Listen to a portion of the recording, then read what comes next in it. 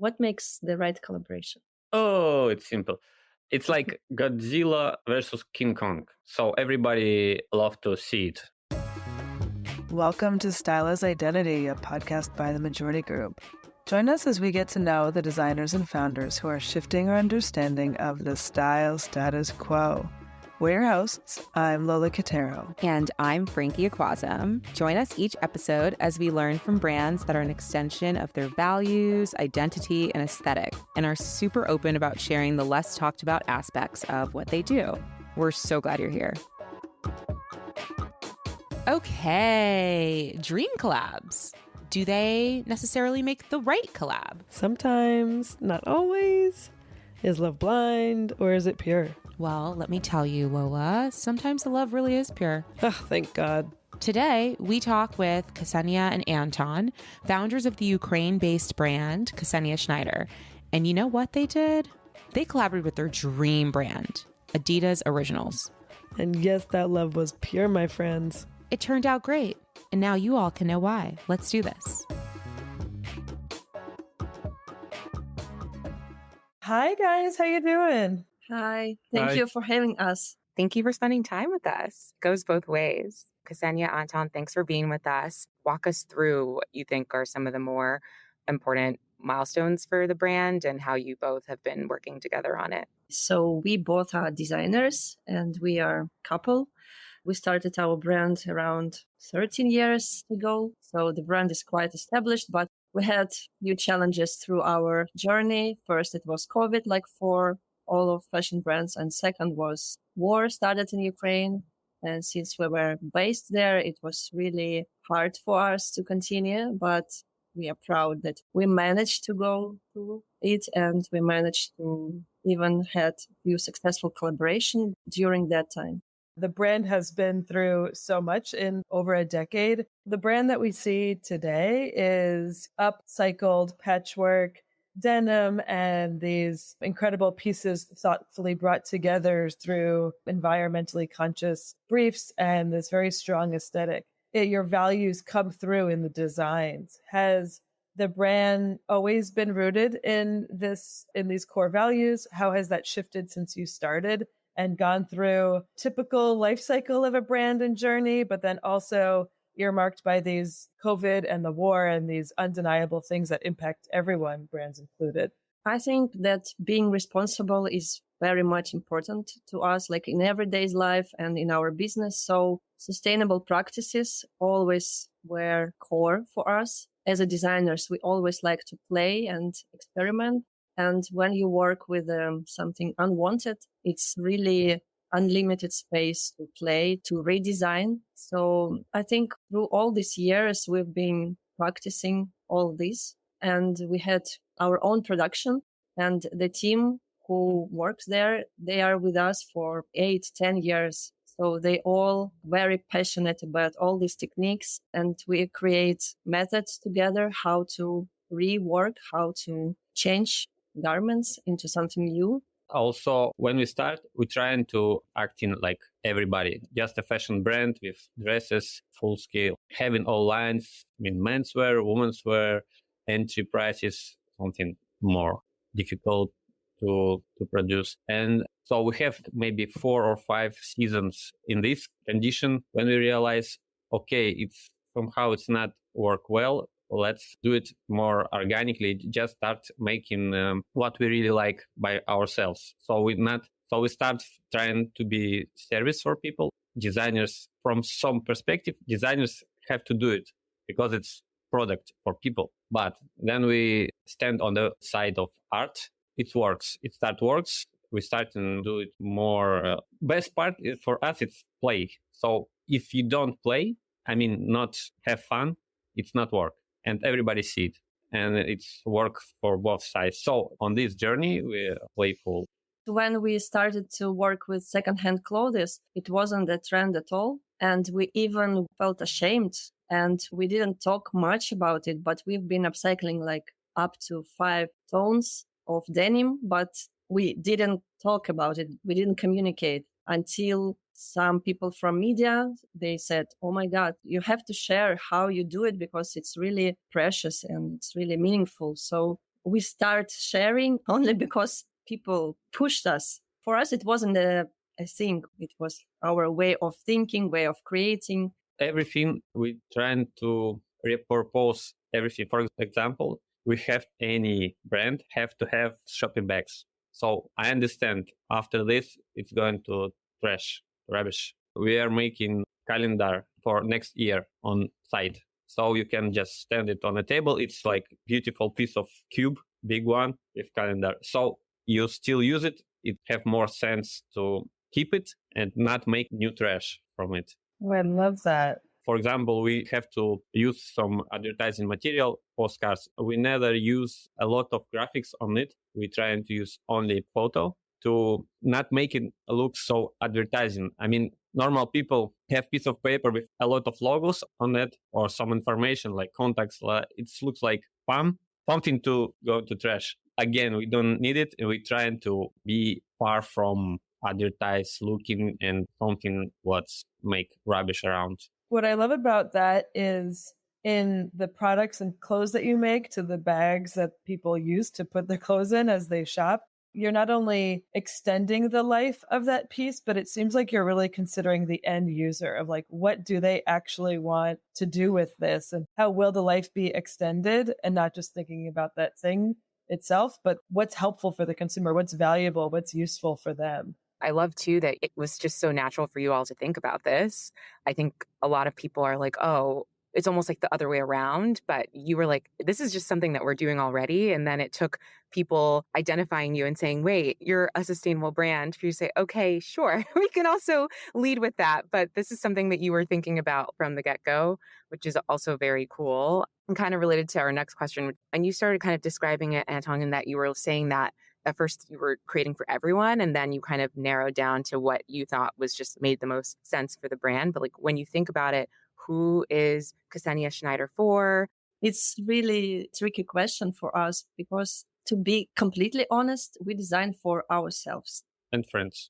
We have to impress ourselves. So when we are happy with the product, somehow people start loving it. I don't know how to explain. So we don't use all these marketing tools to measure, to calculate. It's really more natural creative process for us.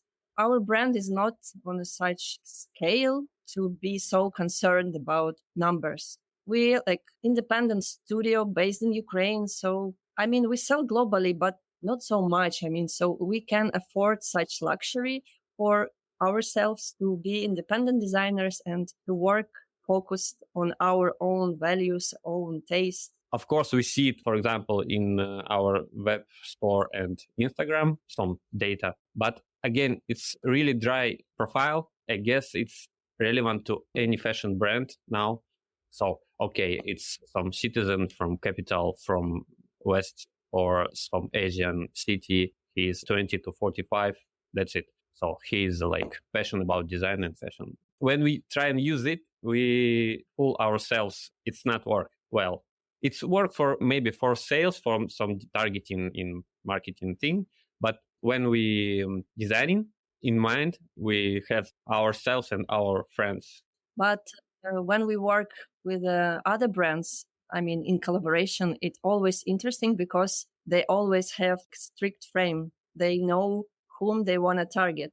And for us, it's really amazing to have such frames because it makes you very focused and you can be very concrete and you can select some specific ideas from variety of your ideas. You can narrow, and I really like it. I like that we can be very free in our own brand and that we can be focused on specific target in collaboration. Not to undersell the multitude of other reasons that you mentioned earlier, that you were really proud that you've been a brand that's been around for a while and you've sustained through some of these like pretty serious things, COVID as well as the war. So not to undersell the multitude of other things that have probably contributed to you getting through those moments and continuing to, I'd imagine that creating for yourself is a huge driver of that, of just being able to sustain when things are really challenging, because overall you're still creating for you as a person as things are changing and as you're growing. So part of me is like, I wonder if those are connected. I'm a marketer. Demographics and information to how to connect more with the audience is very important. And using that data to find more consumers is important. But without what you're saying, kind of what roots you as a brand seems to really come through and is the thing that needs to come through in order to actually retain consumers and connect with people that are going to resonate with the brand. And that's what's coming through to me and hearing you talk. How would you describe the Ksenia Schnaider aesthetic? Oh my gosh, I can't wait for this one. Our most word, it's playful. Any other, we're shy to use it. Why? When we try to stick any other words, it's not sticking, not work. I don't know. It's something real. We don't like our products. It's already a bit strange or with twists. For example, if some artist, photographer came and proposed us surrealistic picture, some future, some hard light, intensive, we're not going to this because we like real life, real light, real everything, but with a twist. I would say that we try to keep the core of the product. And as we use garments as a material, as a raw material, so we always try to keep the first look and redesign it, but you can immediately understand, okay, this blazer made of ties or this denim jacket made of jeans.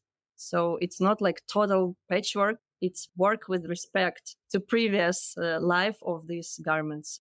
I know we have such designers who make strange because I want it. They made a situation, then, okay, you have some strange object, you put it to your house, put on a table, and it make a distortion of your flat. Now you have to change wall, change table, change everything because this thing ordering require okay, now this is the style of this apartment.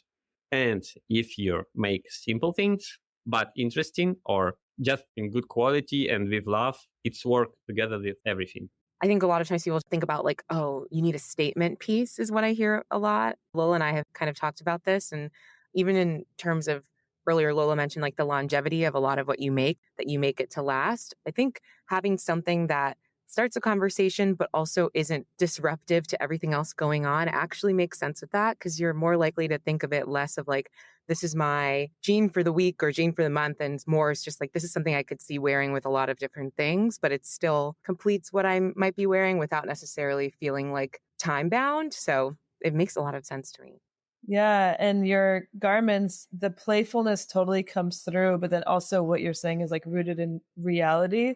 It's still very wearable and comfortable. It's interesting because for all the listeners out there, you should definitely check out their stuff on their website because it seems both it's on trend and that I think it does respond to culturally what we all want to wear right now, but it doesn't seem bound by trends and that next year it won't be something that people will want to wear. I mean, especially your fuzzy jeans, and this kind of maybe goes into our next question, is I would wear those for the next 20 years. I mean, I can't see a world in which that I wouldn't want to wear those every moment that I was feeling playful and wanting to have some fun.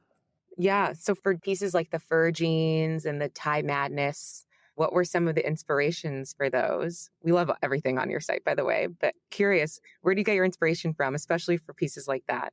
I think the product itself with the tie, it was really interesting story because my friend, she used to have a lot of stores of menswear, formal menswear. And when the war started, she told me that men in Ukraine are not buying suits anymore because they are all wearing uniform or, hoodies. Even our president is wearing hoodie for formal meetings. So the situation is changed. It's different in Ukraine. And she had to close all those stores and she donated all the suits and shirts. And she said, I have huge stock of ties. I don't know what to do with them.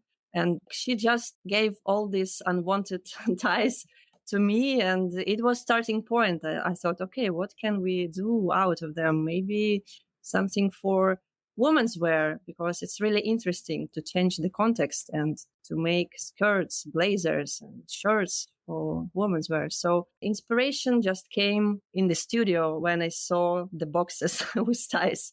As for fur jeans, it was similar story because in our production, the floor is always covered with denim threads I remember one day Anton came in and I'm saying, oh, it's like haircut workshop. So it's the fur. So we can use it. Yeah, it started from a joke. And then we're like, okay, how can we make all these threads go out from the material? So we started to experiment and finally we achieve these great results.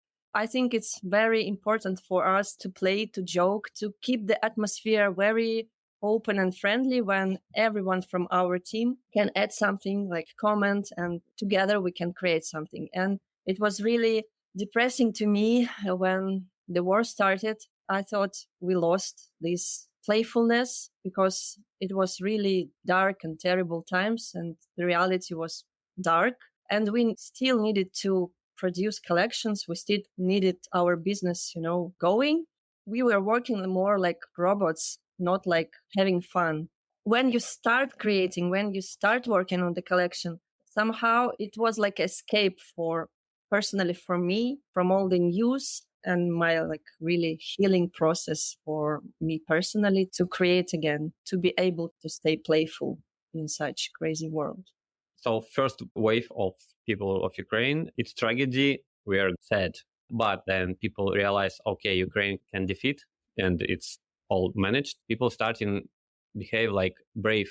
Okay, we are not giving up. We are still dance, still play, still singing, still everything. So it's inspired to keep going, to add this energy in this movement too. Yeah, because when we saw that people are still commenting on our Instagram, asking about new collection and supporting us, we felt, okay, we cannot give up because we have someone who believes in us, who really wants us to continue. So it was another source of inspiration, I would say, like a new source. I never knew before that customers can inspire, but they really have this power when they are happy with the product, when they want to see new collection. I mean, it's a message to all people. If you like the brand, show this love. It's a fuel for creative minds. Hearing you talk about the resiliency and energy that you receive from the customer and the support, as one customer, what you're providing to us as well is these playfulness, these items that bring so much joy. And so it's a mutual support, because what an honor to see a brand like yours existing and thriving and producing these pieces that are so joyful and rooted in resiliency and resourcefulness, seeing something on the floor and saying, hey, this is fun, and producing a original piece that people can wear and have fun with. And now shifting gears a little bit, I would love to talk about your collaboration with Adidas Originals and how that came about. We had a long conversation with them for a few years before it finally happened, because they were thinking to expand their denim line and they were looking for denim brand and they needed someone with strong sustainable policy because they also a huge player and they have these great standards of sustainability, responsibility. So I think we were just perfect partner for that collection. So it was just like a match of visions. And so they approached you because of your core value set and the way you approach denim and sustainability. And had you considered them as a partner before? This was your first collab. And so you also evaluated it, right? You said yes, but you could have said no. So what are the things that maybe drew you to the opportunity? We told them when we had first meeting then that we decided that we want to collaborate with Adidas. Maybe when we just started the brand, maybe like 8 years ago. The decision was really easy because Anton is a huge fan. You had that jacket before the collab, I'm guessing. Anton was fangirling. In my childhood was only Adidas. So yeah, for us, it wasn't the question because it was like a dream. And you talked earlier when we asked like, who is Ksenia Schnaider for, you were like, we don't have this like cut and dry demographic number, location, but you did say like you acknowledge that other brands might have that. So it's interesting to see that and have that structure meets more just a gut feeling. And so What was it like creating with the brand that you were a big fan of, but already had this established way or approach when they create their pieces? What was that creation and collaboration process like? Well, when some of our ideas were not at the point for the audience they want to target, they just told us, explained, and it was really good to educate ourselves in such area. When we go on bigger, I believe you have R&D team, which is really creative, and you have salespersons and managers who going to sell it. You have some notes. Okay, maybe we have to go this way because it's work. You can't just be like kid every time, and it's good to be a playful person in creative area. But strategical, you have to understand it better. As much as you can share, curious, when the collaboration started, was it really clear how many pieces it would be and the types of pieces? And then you worked to realize that collection together? Or what were some of the constraints you agreed to work around and bring it to life? Yeah, they had the merchandise list, what they need for this collaboration, what kind of product they want. They said we need 2 pairs of jeans, but it was only our decision which kind of style to propose, which kind of jeans from which fabric, and all these things were on us. So we had frames, but we felt really free inside that frames. In your minds, what was that end success goal of the collaboration? I think we had some pieces everyone were in love, oh, I want this sample. Can I have it right now? I think it was clear. It's the same. I mean, it doesn't matter the scale of the company. It's the same. When you see really cool product, you immediately love it. You want it. And the same was there. Some products were okay, nice, but some were like, oh my God, you cannot make all the collection absolutely, oh my God thing. You have to balance. Different customers express in themselves ability. Someone just wants to be in touch with you, just some tiny mark of your brand. Nobody knows, but I know. True. Yeah, that's interesting. So it sounds like, there were some iconic pieces, standout pieces, but then also other elements of that collaboration or other pieces in that collection that were maybe more commercial that enabled different types of consumers to purchase. And curious, one thing we think about a lot is what makes the right collaboration versus dream collaborations. And was it clearly articulated up front, how Adidas envisioned success and how you envisioned success, and talking about how you're both defining that and if it differs?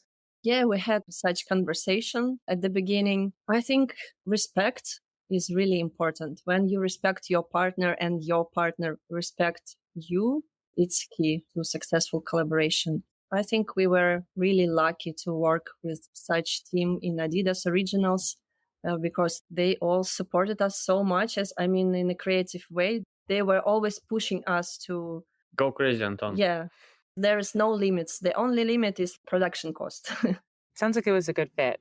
What makes right collaboration? Oh, it's simple. It's like Godzilla versus King Kong. So everybody love to see it. Like product when we mixture of brands, both universe.